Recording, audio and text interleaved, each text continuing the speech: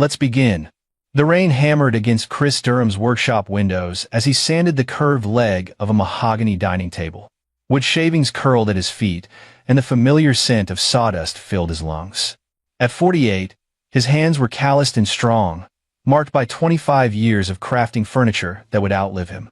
His phone buzzed on the workbench, interrupting the rhythm of his work. "Mr. Durham?" The voice was clipped, official. "This is Detective Miriam Klein with the county police.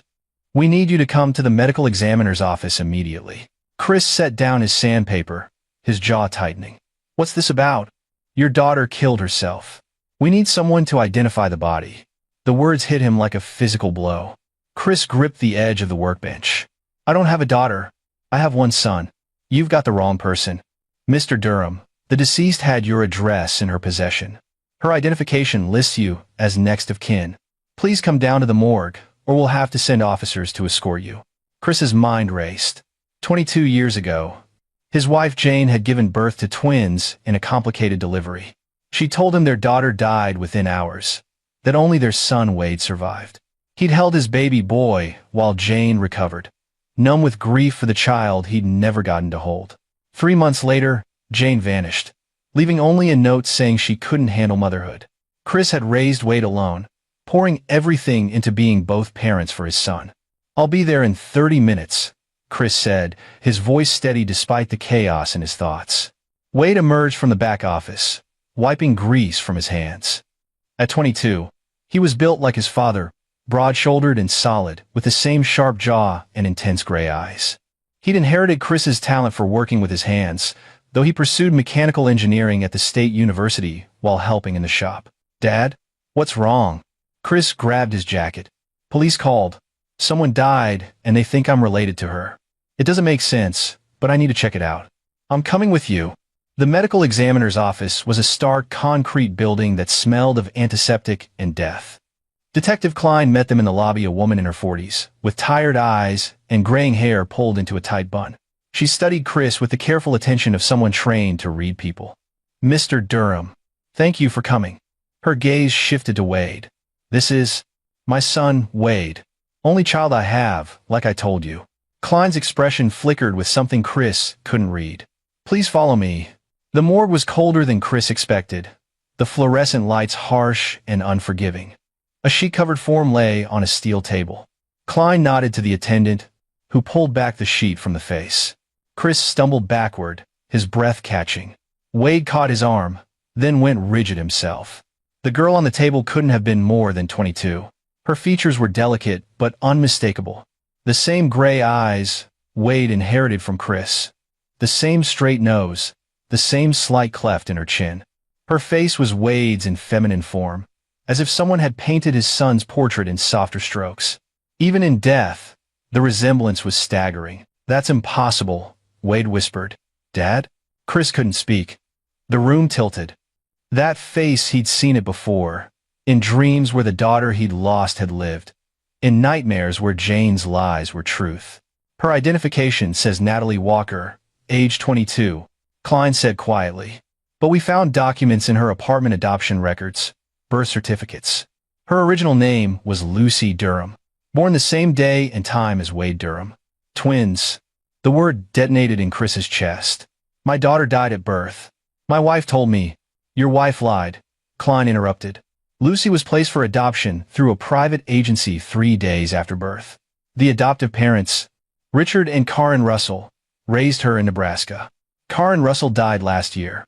Richard Russell died when Lucy was 15. She only recently discovered she was adopted and started searching for her biological family." Wade's voice was hollow.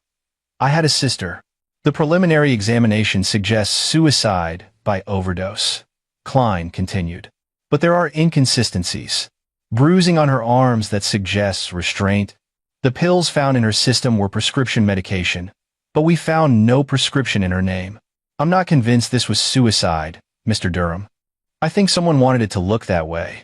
Chris forced himself to focus. Years of single parenthood had taught him to compartmentalize grief, to function through pain. "What else did you find?" Klein pulled out her phone, scrolling through photos. Her apartment was almost empty. No laptop, no phone, those were missing. But we found this hidden behind a heating vent. The photo showed a leather journal. Klein swiped to the next image, showing a page of handwriting. Chris leaned closer, reading his daughter's words.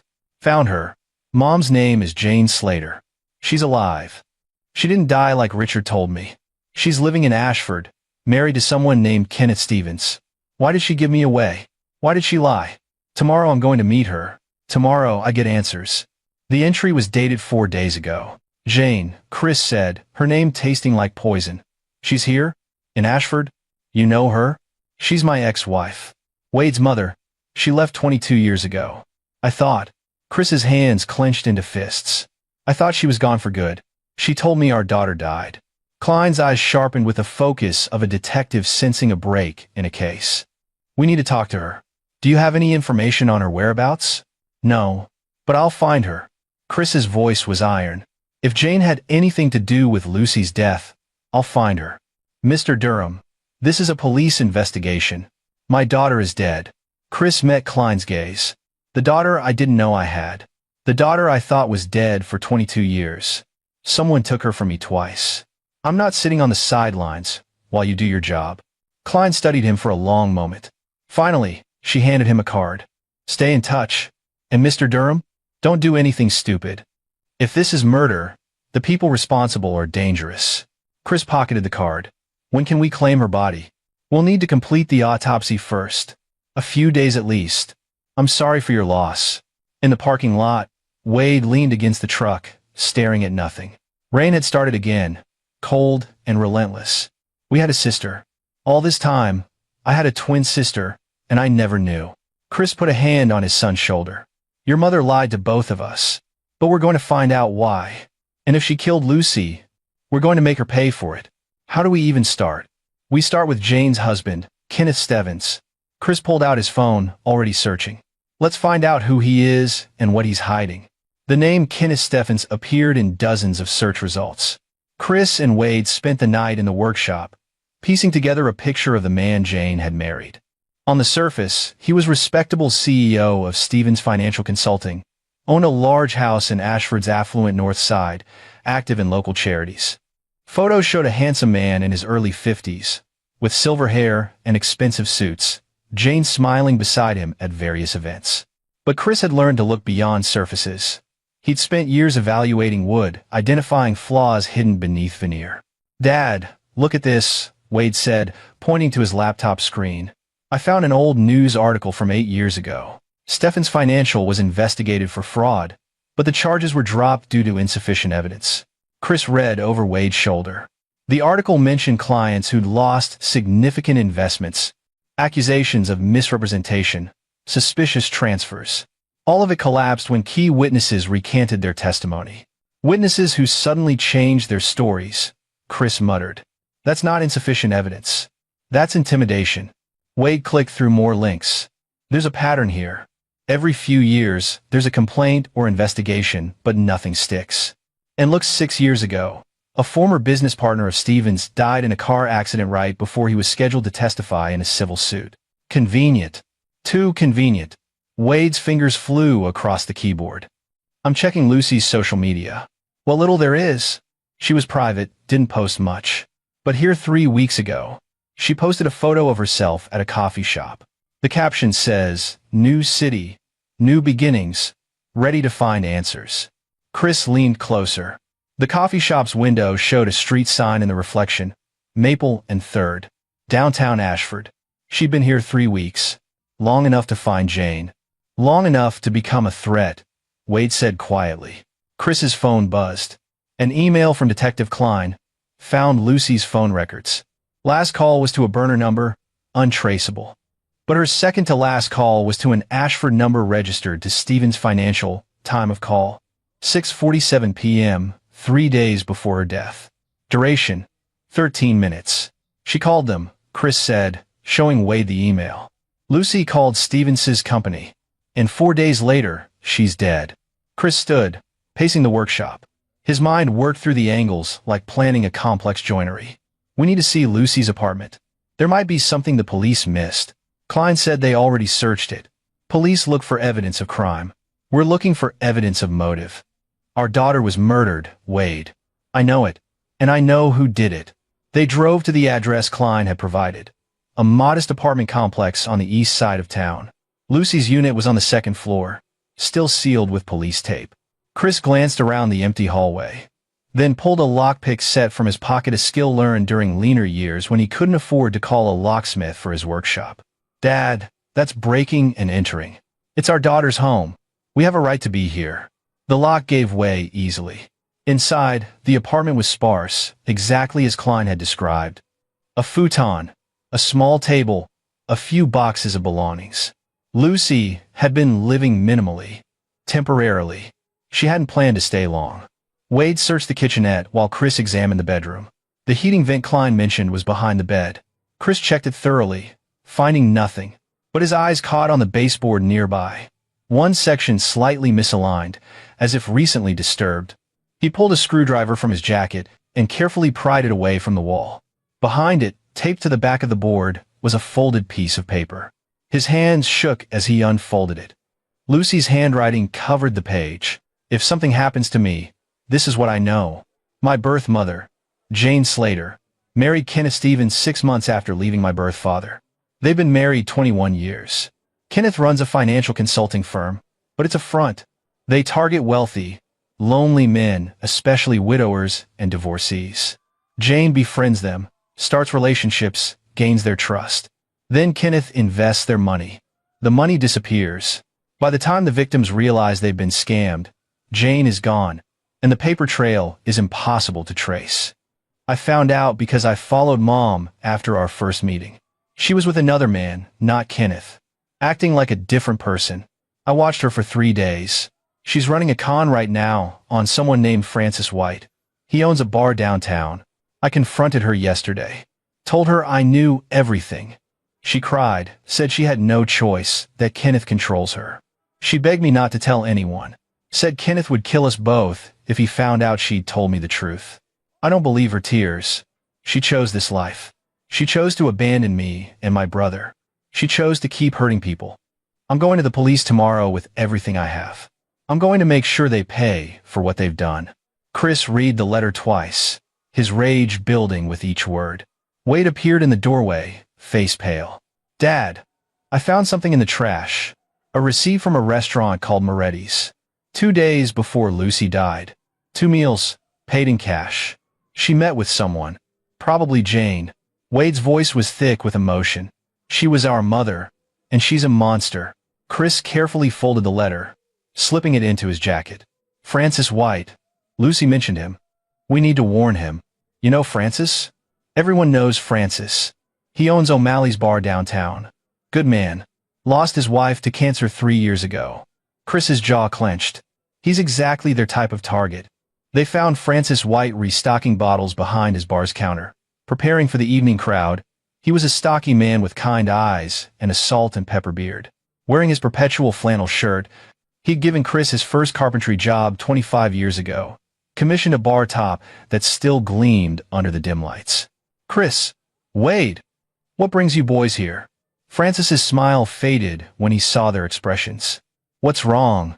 Francis, I need you to tell me about any woman you've been seeing recently, Chris said. Francis's cheeks reddened. Now, that's personal, Chris. It's also life or death. Please. Something in Chris's tone made Francis set down the bottle he was holding. All right. There's a woman I've been seeing for about 6 weeks, Jane Sheffield. We met at a grief support group. She lost her husband last year, said she was new in town, looking to make friends. We've been taking it slow. But, he trailed off. She's easy to talk to. Makes me laugh. First time I felt like living again since Sarah died. What does she look like? Francis pulled out his phone, showing them a photo. Jane smiled at the camera.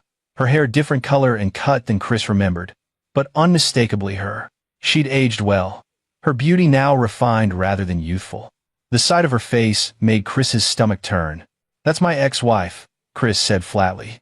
Her real name is Jane Slater. She's running a con on you, Francis. She and her husband target lonely men, gain their trust, then steal everything they can. Francis's face went white. No, Jane wouldn't. Has she mentioned investing money? Wade asked. Maybe introduced you to a financial advisor? Frances sank onto a bar stool. Last week, she said her financial advisor helped her recover from her late husband's debts. Suggested I talk to him. Kenneth Stevens, Chris said. How much were you planning to invest? 75,000. It's everything I have saved. I was going to sign papers this Friday. Frances's hands trembled. My God. Sarah's insurance money. The kid's inheritance. Everything. Don't sign anything, Chris said. And stay away from her. I can't believe. 6 weeks. She seems so genuine. Frances looked up, eyes haunted. Why are you warning me now? How did you find out? Chris's voice was steady, but pain edged every word. Because my daughter investigated them and ended up dead 3 days ago. The daughter I didn't know I had until yesterday. She tried to stop them, and they killed her. Frances stood, crossing to Chris. Jesus Christ, Chris. I'm so sorry. They've been doing this for years, Wade added. My mother and Stevens, ruining lives, stealing everything people have. We're gonna stop them, Chris said. But I need to know everything about your relationship with Jane. Every detail, every place you met, every conversation. Can you do that? Frances nodded, his grief support group vulnerability replaced by hardening resolve. I'll do better than that. I'll help you destroy them. Over the next 2 days, Chris and Wade became ghosts, watching Kenneth Stevens' house from different locations, documenting Jane's movements. They followed her to coffee shops, shopping centers, watching her perform the charade of normalcy. She met with Frances twice more, and Chris had to physically restrain his friend from confronting her. Not yet, Chris had said. We need more. We need evidence that will put them away forever.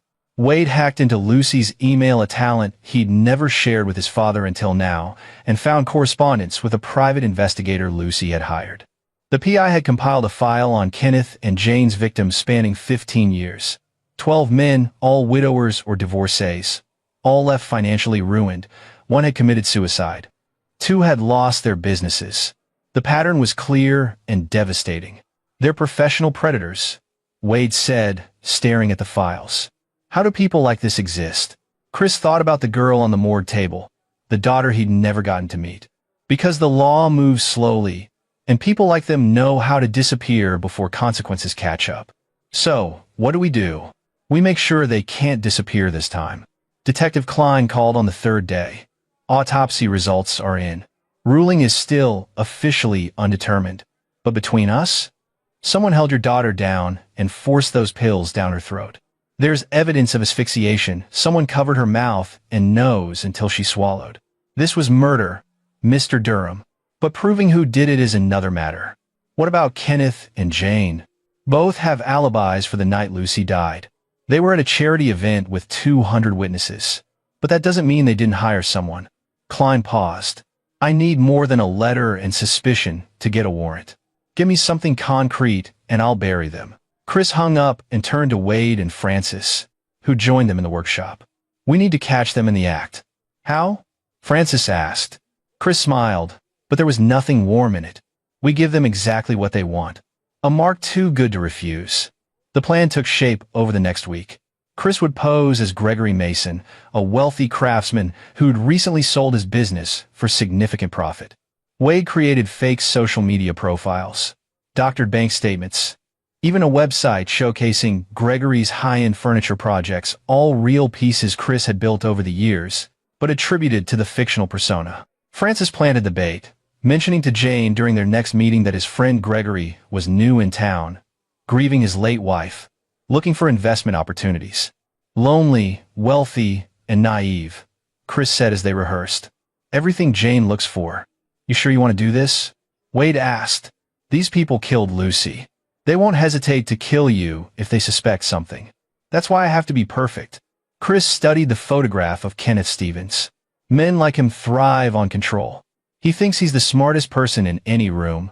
That arrogance is his weakness. What's the end game here, Dad? Chris's eyes were cold. We make them think they've won. Then we take everything from them, just like they did to Lucy. The first meeting happened at Moretti's, the same restaurant where Lucy had met with Jane. Chris arrived early, wearing an expensive watch Wade had borrowed from a classmate, carrying himself with the slight awkwardness of someone unused to wealth. When Jane walked in, he felt his chest constrict. She was older, but still beautiful in a predatory way. Her smile was practiced, warm but calculated. She wore a simple dress that probably cost more than most people's monthly rent. "Gregory?" She extended her hand. "I'm Jane Sheffield. Francis has told me so much about you." Her hand was soft, manicured. Chris shook it, fighting every instinct to recoil. "Francis speaks highly of you as well. Thank you for meeting me." They ordered wine. Jane's performance was flawless. She asked about his late wife. Fictional. His children. Also fictional. His business. She was sympathetic, interested, never pushing. She mentioned her own late husband casually, bonding over shared loss. "Francis mentioned you were looking into investments," she said finally. "I have to say, after Richard died, I was lost financially. If it hadn't been for my advisor, I don't know what I would have done." "I'm drowning in details," Chris admitted, playing his role. "I've always been good with my hands, but numbers and portfolios? That's another language. You should meet with Kenneth, my advisor. He specializes in helping people like us successful, but not financial experts. He's honest, which is rare these days. I'd appreciate that. I have about 2 million sitting in accounts, earning nothing. I know I should do something with it, but I don't trust most financial people." Jane's eyes flickered so briefly, Chris almost missed it. 2 million. The hook was baited. "Kenneth is different. I'll set up a meeting. How's Friday?" "Friday works." As they said goodbye, Jane touched his arm. "It's nice to meet someone who understands loss.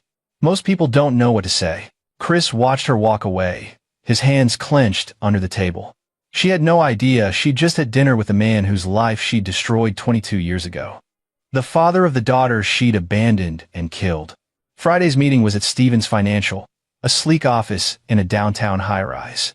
Kenneth Stevens met Chris in a corner office with floor-to-ceiling windows overlooking the city. He was exactly as his photos suggested, distinguished, confident, with a smile that didn't reach his eyes. "Gregory, please sit. Jane tells me you're looking to make your money work for you. That's the goal. I'm out of my depth here. That's what I'm here for." Kenneth launched into his pitch: safe investments, guaranteed returns, minimal risk. It was all lies, and Chris knew it. But he played the eager, naive client perfectly. "I have to say, this sounds almost too good to be true," Chris said, setting up Kenneth's favorite opening. "I understand the skepticism, but look at Jane's portfolio." Kenneth showed him fake documents detailing Jane's supposed returns. "She came to me with very little. Now, she's financially secure for life. How much would you recommend I invest initially?" "Start with 500,000. Once you see the returns, you can invest more." Chris whistled. "That's significant. Significant returns require significant investment, Gregory. But I understand if you need time to think." "No," Chris interrupted. "I've been thinking too long. My wife always said I overthought everything. Let's do it." Kenneth's smile widened. "Excellent. I'll have my assistant draw up the paperwork. We can finalize everything next week." As Chris left the office, Wade called. "How did it go?" He took the bait. Hook, line, and sinker. "Dad," Detective Klein called. "They found the person who killed Lucy. Low-level enforcer, named Danny Morse. Has connections to organized crime. He was paid in cash to make it look like suicide. They arrested him an hour ago." Chris stopped walking, his heart hammering. Did he name who hired him? He's not talking yet. But Klein thinks he was hired through an intermediary. She's working on tracing the payment. Keep me updated. And Wade? Make sure you're recording everything at the workshop. I want every piece of evidence documented. Already done. Be careful, Dad. The next week, Chris signed the papers transferring $500,000 into Kenneth's investment fund. Except the money didn't exist. Wade had created an elaborate fake transfer trail that would collapse the moment anyone looked closely. But Kenneth didn't look closely. He saw an easy mark and moved forward with practiced efficiency. Jane continued to cultivate their friendship. She invited Gregory to dinners, introduced him to their social circle, made him feel welcomed. Chris played along, all while Francis wore a wire and Detective Klein built her case. The breakthrough came from an unexpected source. Danny Morse, facing life in prison, made a deal. He admitted he'd been hired to kill Lucy Durham. that the intermediary was a lawyer named Lowell Osborne who handled Kenneth's legal affairs. Klein got a warrant for Osborne's records. They're getting sloppy, Klein told Chris during a secret meeting. Osborne kept digital records of everything. I have proof of payments for Danny Morse's services, emails discussing the Durham problem, communications about covering their tracks. I can tie Kenneth and Jane directly to your daughter's murder. When do you move? Soon. But I need you to finish your play first. I want them caught red-handed, with all their victims as witnesses. Can you do that? Chris smiled. I can do that. The trap was set for Kenneth and Jane's annual charity gala, an event they hosted every year to maintain their respectable facade. Chris attended as Gregory Mason, with Frances as his +1. Wade positioned himself outside with Detective Klein and her team, ready to move on Chris's signal. The gala was opulent crystal chandeliers, expensive champagne, Ashford's elite mingling in evening wear. Kenneth gave a speech about giving back to the community, about integrity and trust. Chris watched from the crowd, his rage carefully contained. Jane found him after Kenneth's speech. Gregory, I'm so glad you came. Kenneth wanted me to tell you your investment is already showing returns. 20% in just 2 weeks. That's incredible. You should consider investing more. Kenneth has an opportunity coming up that's exclusive to his best clients. How much more? The rest of your portfolio. $1.5 million. The returns could set you up for life. This was at the final push, the moment they revealed their true intention to take everything. Chris smiled. Let me think about it. But Jane, can I ask you something personal? Of course. Do you ever regret choices you've made? Things you did when you were younger? Something flickered in Jane's expression. Why do you ask? Because I've been lying to you, Jane. My name isn't Gregory Mason. Chris watched her face pale. It's Chris Durham, and you killed my daughter. Jane's champagne glass slipped from her fingers, shattering on the marble floor. Conversations nearby stopped. Kenneth looked over, sensing trouble. I don't know what you're talking about, Jane whispered. Lucy, Durham. She came to you 4 weeks ago, asking why you abandoned her. Why you gave her up for adoption while keeping her twin brother. She discovered your con operation with Kenneth, and you had her murdered. Kenneth pushed through the crowd. Mr. Mason, I think you've had too much to drink. My name is Chris Durham, and you're a murderer? Stevens. The ballroom went silent. Kenneth's practiced smile faltered. This is absurd, security. I wouldn't call security if I were you, Chris said loudly, addressing the entire room. Because Detective Klein is outside with arrest warrants for both of you. For fraud, embezzlement, and first-degree murder. You have no proof, Kenneth hissed. Don't I? Chris pulled out his phone, playing a recording. Kenneth's voice filled the room. The Durham girl is a problem. Osborne says his contact can handle it. Make it look like suicide, and no one will ask questions. The recording continued, detailing the plan to murder Lucy. Jane's voice joined Kenneth's. What about the father? What if he investigates? He won't. He thinks she's already dead. He doesn't even know she existed. Chris stopped the recording. Around them, guests stared in horror. Francis stepped forward, revealing the wire he'd been wearing. I have recordings too. Every lie you told me, every manipulation, weeks of evidence. Kenneth's composure cracked. He grabbed Jane's arm. We're leaving. I don't think so. Wade appeared in the doorway. Detective Klein behind him with uniformed officers. Kenneth Stevens, Jane Slater, you're under arrest for conspiracy to commit murder, wire fraud, and racketeering. Kenneth tried to run, but officers blocked every exit. He spun on Chris, his mask finally dropping to reveal the monster beneath. You think you've won? You think this matters? I have lawyers who will tear your case apart. No, you don't, Klein said, snapping handcuffs on his wrists. Your lawyer Lowell Osborne is already in custody. He gave us everything, every victim, every scam, every body you buried. It's over. Jane didn't resist as they cuffed her. She looked at Chris, tears streaming down her face. I didn't want to hurt her. Lucy was my daughter. I loved her. You loved yourself more, Chris said quietly. You gave her up because she was inconvenient. You killed her because she was a threat. You don't know what love is. Jane. As they led her away, Jane's facade finally shattered. I'm sorry. Chris. I'm sorry. Chris didn't respond. He watched them take her and Kenneth through the ballroom, past the horrified guests who'd been charmed by their lies. Francis put a hand on his shoulder. "It's done," Francis said. "Not yet," Chris replied. The trial took 6 months to reach conclusion. Kenneth Stebbins and Jane Slater faced overwhelming evidence testimony from 12 victims, Danny Morse's confession, Lowell Osborne's records, the recordings Chris and Francis had collected. Kenneth's empire collapsed overnight as investigators uncovered accounts in offshore tax havens, properties purchased with stolen money, a trail of destroyed lives spanning decades. The prosecution painted a picture of two predators who'd refined their technique over 20 years. Jane would identify targets through grief support groups and social events, building emotional connections while Kenneth prepared the financial trap. Once a victim was sufficiently manipulated, their money would disappear into untraceable accounts. When victims complained or investigated, Kenneth's connections would intimidate them into silence. Lucy Durham had been their first murder, but prosecutors found evidence suggesting other deaths connected to their operation, the former business partner. A victim who'd threatened to go public, witnesses who'd recanted testimony. The body count was suspected to be higher than proven, but the confirmed charges were damning enough. Chris attended every day of the trial, Wade beside him. They listened to witnesses describe how Kenneth and Jane had ruined them, how they'd lost homes, businesses, futures. Francis testified about nearly losing everything. Detective Klein presented the evidence, tying them to Lucy's murder. When Chris took the stand, the defense attorney tried to paint him as a vengeful ex-husband with questionable methods. Chris met Kenneth's eyes across the courtroom and spoke clearly. "My daughter Lucy lived for 22 years believing her birth mother was dead. When she discovered the truth, she tried to do the right thing, expose criminals, save innocent people. For that, she was murdered. I spent 22 years not knowing my daughter existed. I'll spend the rest of my life knowing I can never get that time back.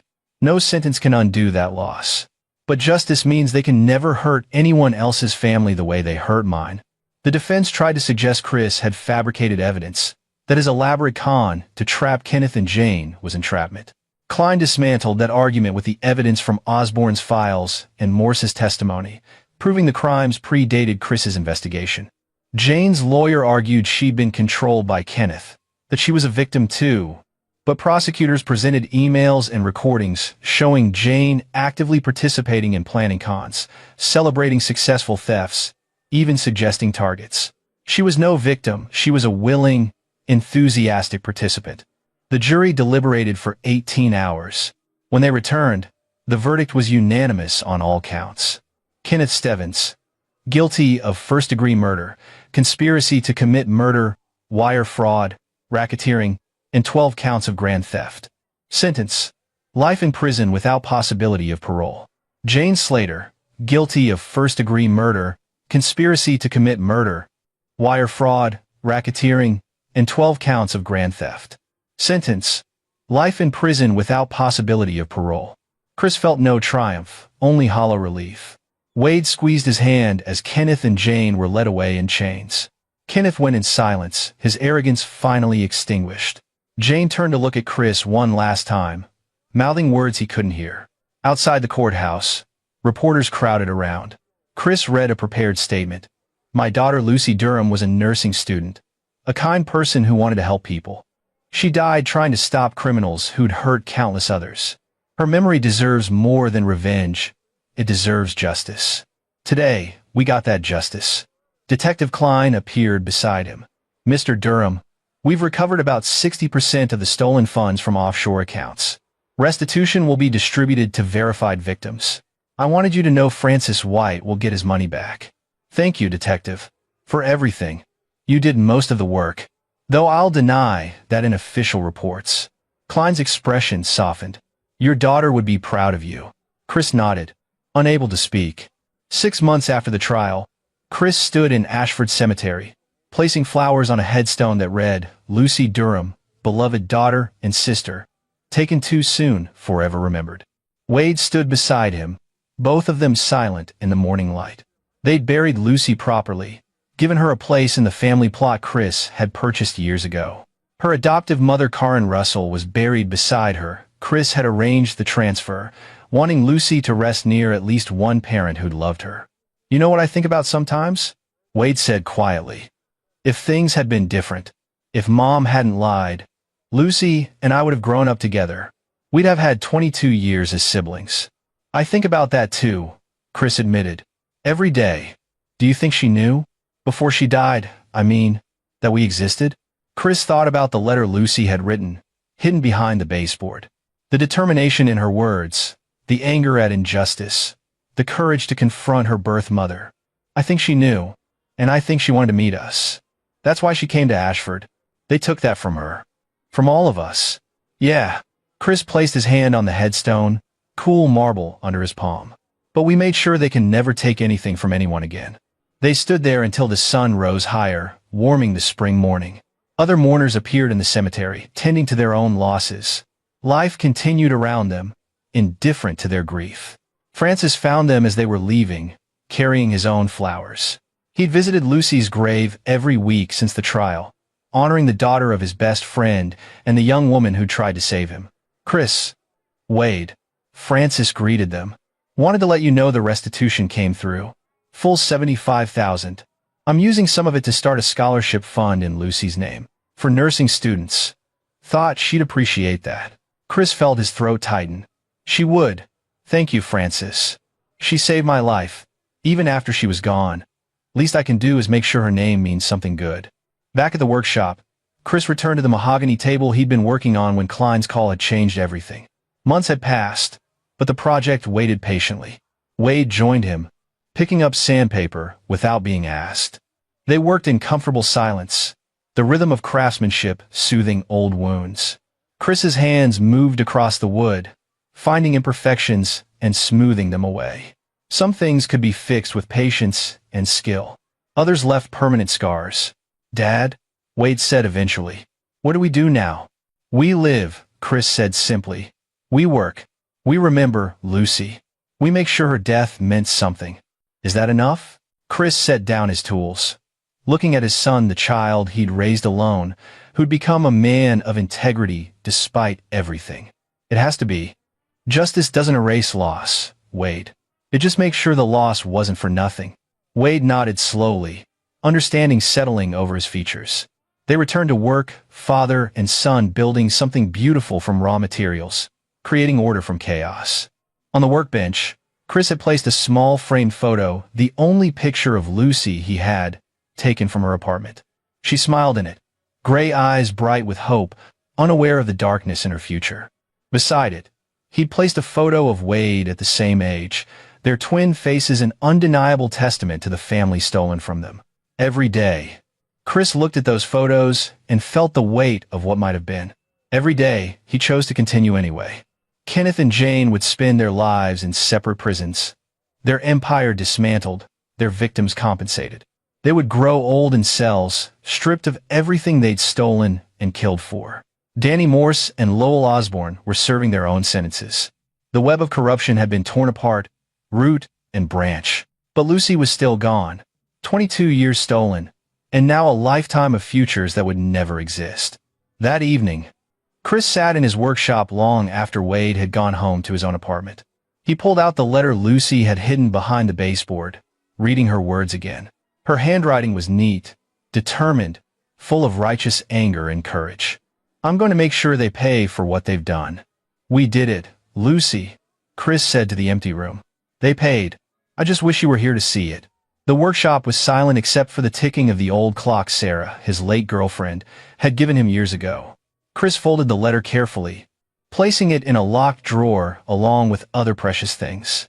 Wade's first drawing, photos of important moments, memories preserved against time's erosion. Tomorrow, he would wake and work and live. He would finish the mahogany table and start another project. He would have dinner with Wade and Francis, would laugh at old jokes and make new memories. Life would continue because it had to. Because Lucy's death couldn't be allowed to destroy him the way Jane and Kenneth had destroyed so many others. But tonight, Chris Durham sat in his workshop and mourned the daughter he'd never known, the twin who'd been stolen from Wade, the young woman who'd died trying to save strangers from predators. He mourned, and he remembered, and he vowed that Lucy's name would live on as more than a victim. She would be remembered as the brave young woman who'd exposed killers, who'd saved lives even in death, who'd brought justice to those who thought themselves above it. Outside, night fell over Ashford. In separate prisons across the state, Kenneth Evans and Jane Slater faced their first of countless nights locked away from the world they terrorized. Their reign was over. Their victims were beginning to heal. And in a quiet workshop, surrounded by the smell of wood and the tools of his trade, Chris Durham found a measure of peace. Not forgiveness, he would never forgive what had been done. But peace in knowing that Lucy's death had exposed monsters, saved innocents, and brought a family together even in absence. The daughter he'd never known had given him a final gift: purpose, justice, and the knowledge that even the most carefully constructed lies eventually crumble before truth and determination. Chris turned off the workshop lights and locked the door. Tomorrow would bring new challenges, new projects, new chances to honor Lucy's memory through action rather than grief. Tonight, he could rest knowing that justice had been served and that Lucy Durham, daughter, sister, hero, would never be forgotten. This is where our story comes to an end. Share your thoughts in the comments section. Thanks for your time. If you enjoy this story, please subscribe to this channel. Click on the video you see on the screen, and I will see you there.